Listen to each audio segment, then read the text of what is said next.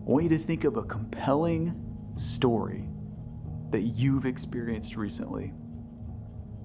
Maybe it's a show or a movie or a good book that you've read. It could be anything that's a story. I've been on that Last of Us train, so that's where my brain is going. Okay, you got your story? Now I want you to think about the characters, the moments, the way that that story was woven together to compel you to want to keep following it.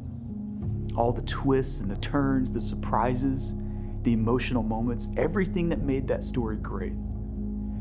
I'm sure that whatever story that you're thinking of, it took you on an unforgettable journey.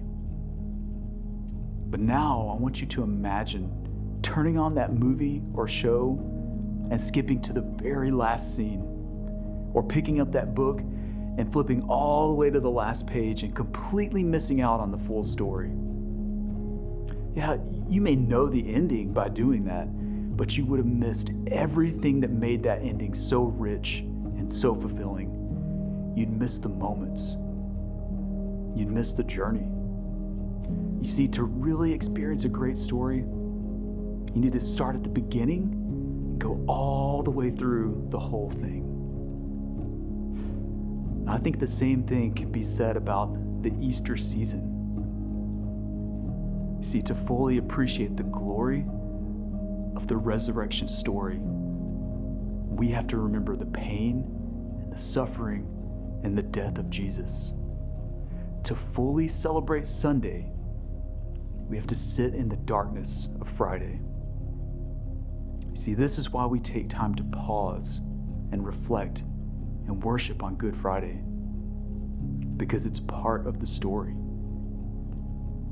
And when we experience the full story, we experience more of who God is and how much He loves each one of us. And so this year, don't miss your opportunity to take in the full story of Easter.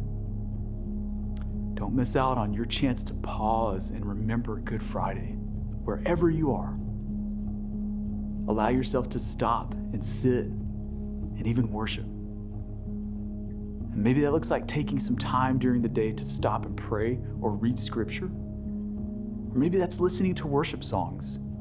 Or even if you're in our North Texas area, maybe that's coming to our Good Friday worship service.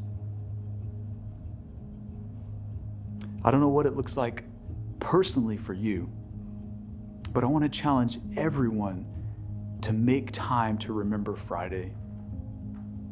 And we know that the reason that we can give thanks for Good Friday is ultimately because of our good and perfect God. And we don't want to miss any part of what He has for us this Easter season, including remembering what His Son did for you and me on the cross.